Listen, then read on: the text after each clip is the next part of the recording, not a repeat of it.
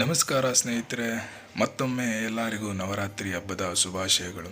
ನಾವಿಂದು ನವರಾತ್ರಿ ಹಬ್ಬದ 5ನೇ ದಿನದ ವಿಶೇಷತೆ ಬಗ್ಗೆ ತಿಳಿಯೋಣ ಬನ್ನಿ.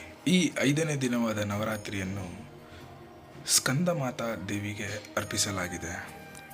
ದೇವಿಯ ಈ ರೂಪವನ್ನು ಪೂಜಿಸುವ ಮೂಲಕ ಭಕ್ತರು ಎಲ್ಲ ಆಸೆಗಳು ಈಡೇರುತ್ತವೆ. ಆದರೆ ಮೋಕ್ಷದ ಮಾರ್ಗವನ್ನು ಸಹ ದೇವಿಯ ಮೂಲಕ ಪ್ರವೇಶಿಸಬಹುದು. ದೇವಿಯು ತನ್ನ ಭಕ್ತರ ಮೇಲೆ ಮಕ್ಕಳಂತೆ ವಾತ್ಸಲ್ಯವನ್ನು ತೋರುತ್ತಾಳೆ. ದೇವಿಯನ್ನು ಪೂಜಿಸುವುದರಿಂದ ನಕಾರಾತ್ಮಕ ಶಕ್ತಿಗಳು ನಾಶವಾಗುತ್ತವೆ.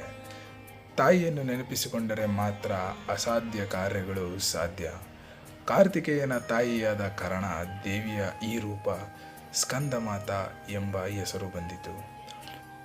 ಕಾಶಿ ಖಂಡ, ದೇವಿ ಪುರಾಣ ಮತ್ತು ಸ್ಕಂದ ಪುರಾಣಗಳಲ್ಲಿ ದೇವಿಯ ಬಗ್ಗೆ ವಿಶಾಲವಾದ ವರ್ಣನೆ ಇದೆ. ದೇವಿಯನ್ನು ಪೂಜಿಸಿದರೆ ಶಾಂತಿ ಮತ್ತು ಸಂತೋಷ ಯಾವಾಗಲೂ ನಮ್ಮಲ್ಲಿ ನೆಲೆಯಾಗಿರುತ್ತದೆ. ಸ್ಕಂದಮಾತಾ ಪೂಜೆಯ ವಿಧಾನ ತುಂಬ ಸರಳ ಮತ್ತು ಸುಲಭವಾಗಿದೆ.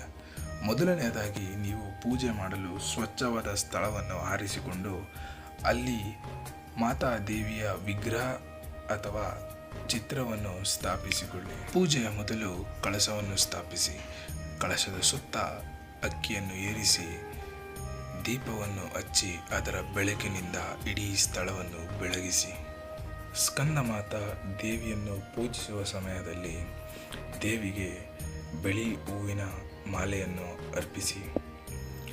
ಏಕೆಂದರೆ ಸ್ಕಂದಮಾತಾ ದೇವಿಗೆ ಬಿಳಿ ಹೂವಿನ ಮಾಲೆ ಎಂದರೆ ತುಂಬ ಇಷ್ಟ. ತಾಯಿಗೆ ಹಣ್ಣು ಮತ್ತು ಸಿಹಿ ತಿಂಡಿಗಳನ್ನು ನೈವೇದ್ಯ ರೂಪದಲ್ಲಿ. ಈ ವಿಡಿಯೋನ ಪೂರ್ತಿ ನೋಡಿದ ನಿಮ್ಮೆಲ್ಲರಿಗೂ ಧನ್ಯವಾದ.